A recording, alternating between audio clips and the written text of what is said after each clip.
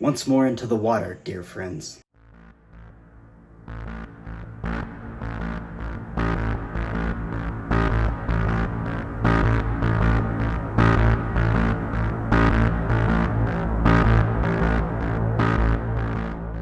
Welcome back to Wrestling with Horror. My name is Andrew Dreamer. As always, I'm here to talk about professional wrestling horror movies and look at all the ways that they intersect, connect, and everything in between. It is time to send out another SOS and look at another shark movie here today. This time I decided to take a trip to Australia where it seems usually like everything wants to kill you, including sharks.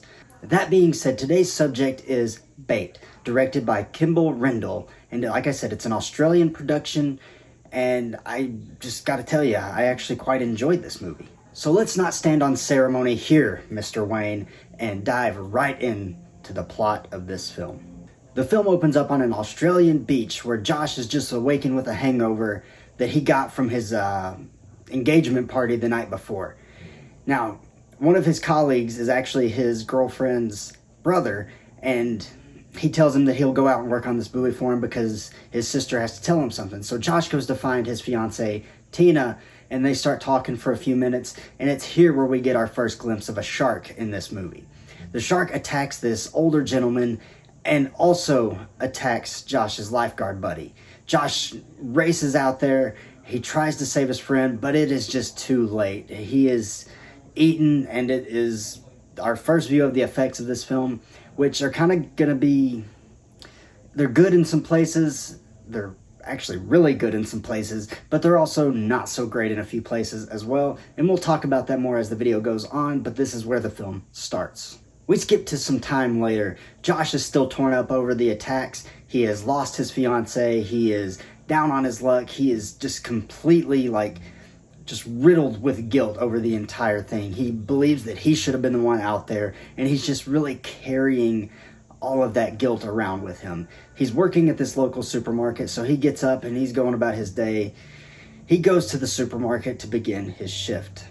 At the supermarket, there is a girl kind of walking around the store. She starts putting a few things in her pocket and running from a security guard. She ends up in the back room where her boyfriend is waiting for her. He waits there, and then in comes the security guard along with the manager of the store. They find out that she's stealing. He tells him to take it out of his paycheck, and the response to that is he's actually fired instead. So the manager calls the police, and the cop that shows up is actually this girl's dad. And this girl's name is Jamie, by the way. So her dad shows up, and he starts taking her down to the parking garage to put her in his police vehicle. She's, I guess, had a rough time. Her mother has passed away sometime in the past, and her dad asks her, what her mother would think of this, and she tells him to just go away. So he shuts the door, and he goes back up into the supermarket. It's here where two men enter the supermarket to try to rob the place. One of them goes into the manager's office and tries to get money out of the safe. The manager opens the safe, but there's not really any money there. So he takes the manager out where the police officer catches him. He points a gun at him, and then the other robber grabs the hostage and tells him to put the gun down. Josh hears the commotion. He goes out there, and something I forgot to mention is that right before all this happens, Josh's ex-fiancée Tina shows up with another man, a new boyfriend named Steven that she met while she was away from Australia. So the robber, the one that does not have the manager, has Tina held hostage. Josh is rightly afraid for her. He tries to kind of defuse the situation, and that's when the tsunami hits. And another thing, I just gotta say, Tina showing up here with a new guy, it's really, to Josh, it's just like a low blow behind the ref's back, if you know what I mean.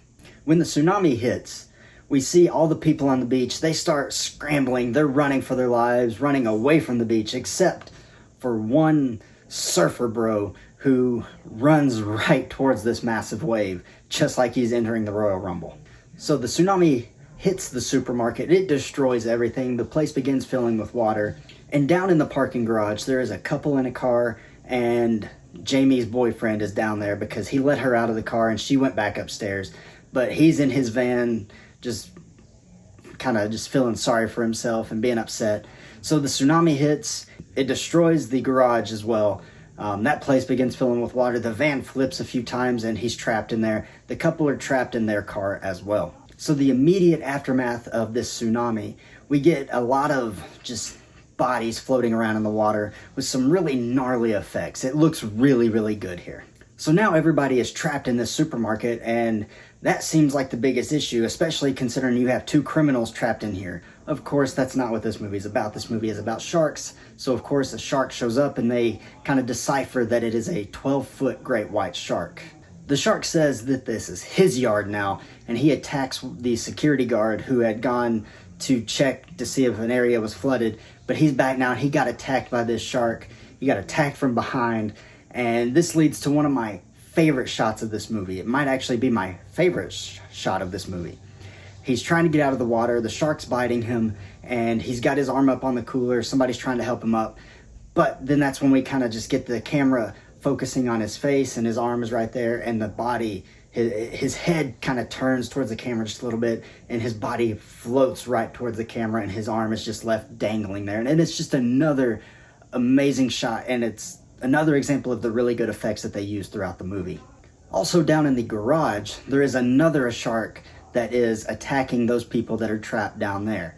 Our characters above in the market are in danger of being electrocuted because of some wires that are showing. So Tina's boyfriend decides to be the hero here. He puts on this kind of makeshift shark cage suit, and they hook this air hose up to just this breathing apparatus, and he gets in the water to go to try to shut the power off.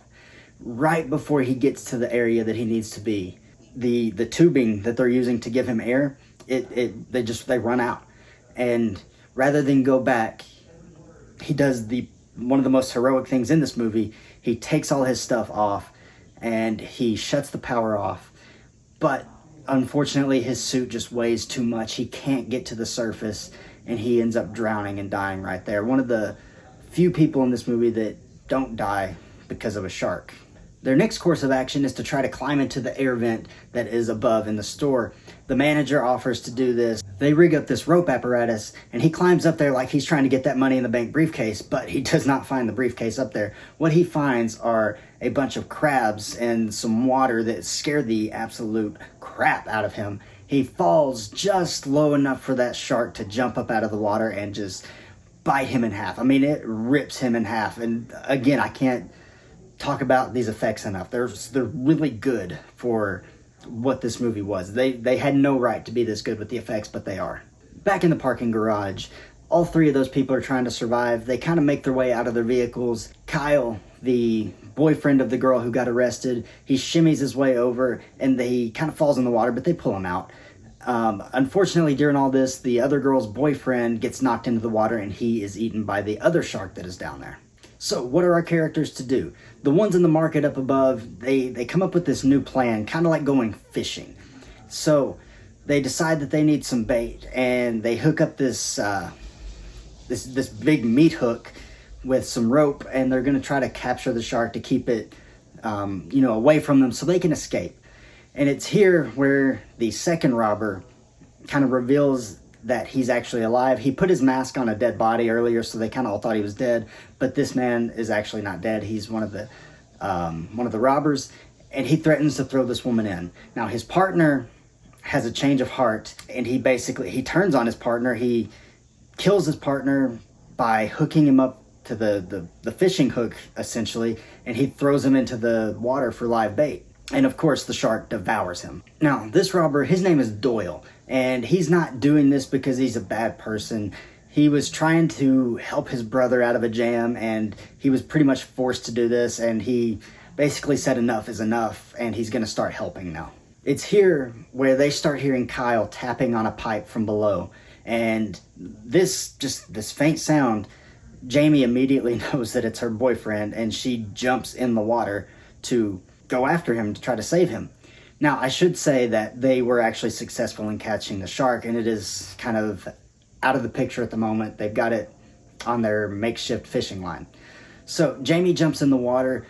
Josh, at the behest of the girl's father, jumps in to go after her, and before he goes, Tina gives him a kiss. Of course, they still have feelings for each other. It was a bad situation, And Tina never once blamed Josh for anything that happened, for her brother dying. And she doesn't want him carrying that guilt around, and she doesn't blame him. So Josh and Jamie go down to the parking garage. They get to the police vehicle where Josh gets a taser and a shotgun out. And using this shotgun, he actually kills the shark down there. He blows a massive hole in this shark. It looks pretty good. I mean, the CGI on the sharks sometimes isn't the best, but I can look past that when you've got a movie like this, when it's got a compelling story and pretty good characters to go along with it. So I can look past some not so great CGI in situations like that. Another earthquake hits here, and it just destroys the place even further than it was. Now, this second earthquake, it helps the shark that's above in the supermarket get loose, and so everybody scrambles up out of the water. Our survivors are all trying to get out, and then Josh, hanging upside down, shoots the shark with a taser, and it kind of electrocutes it just long enough for Doyle to turn the power back on and completely fry and destroy the shark. It blows up, and very reminiscent of Chief Brody saying blow up, even though nobody actually says blow up in this movie. But again, it was a weird time to use slow-mo here, because that's what they did in this shot, but whatever, it was pretty cool.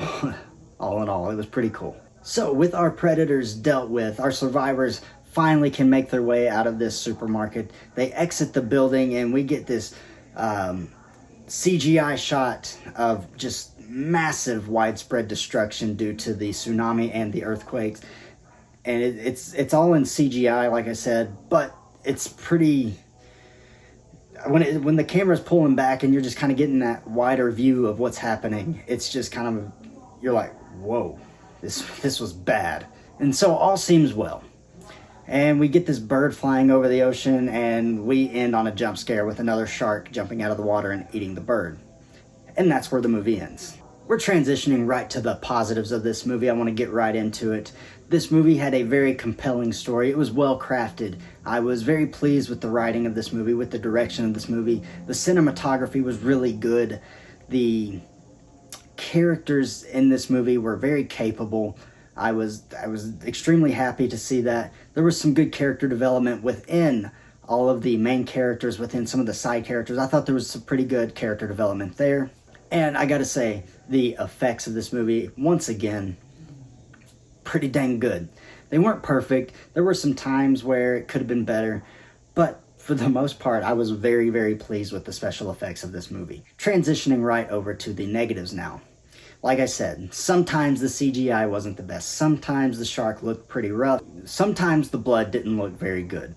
But again, I can look past that. And really, the only other thing I can say about this movie are that some of the characters are sort of forgettable. Like, I had a hard time kind of keeping track of who was who sometimes, or what these characters' names were, because there were just so many people here, and you're dealing with a lot of characters, and they try to bring them all to the forefront, and sometimes it works, sometimes it doesn't. So it made it hard to keep track of everybody.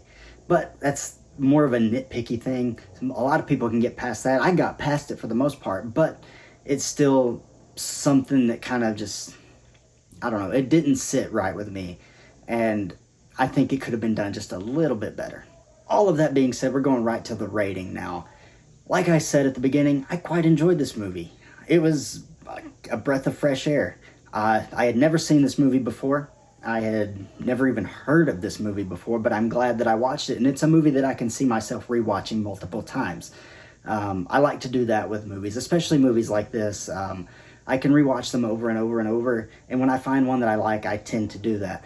That being said, I'm going to give Bait, on the scale of 1 being the best, 10 being the worst, I'm going to give Bait 4 out of 10 on my rating scale. So that is Bait, an Australian production and a breath of fresh air into the shark movie subgenre of horror. Some people might not think it's horror. I do. I consider these types of shark movies horror. They have a little bit of action in them, but for me, sharks are scary. Sharks scare me. I don't like the ocean. I don't like sharks. They scare the crap out of me. So that's why it's horror for me. If you've seen this movie, let me know what you thought of it. I'm very, very curious. I want to know what you think. If you have any other movies that are very similar to this, let me know down in the comments as well. Just comment anything down below. I really appreciate all of the engagement on the videos. And before I forget, if you want to save 20% on your order at redcon1.com, make sure you're using code AndrewDreamer at checkout. You'll save 20% and you'll get some very, very good products. They put a lot of care and effort into everything that they release. I wore this shirt. It says Hungry One. It's a Redcon 1 shirt, and I think it fits right into the theme of shark movies, because sharks are kind of always hungry, it seems like. And I just, like I said, I really appreciate it. All of the support. We're almost at 300 subscribers. I want to get to 500 by the end of the year. Please help me achieve that goal. Hit subscribe if you haven't done that already. Turn your notification bell on. Leave a like on the video. Go check out some of my other videos. There'll be some that pop up at the end of this video. Go check out some of the shorts that I've released. I'm doing some kind of did you know things. I've been trying to do one every day. I'm not sure that that's going to be every day, but I'm trying to do one every day. So go check some of that stuff out. Until next time, my name is Andrew Dreamer, and this is Wrestling with Horror.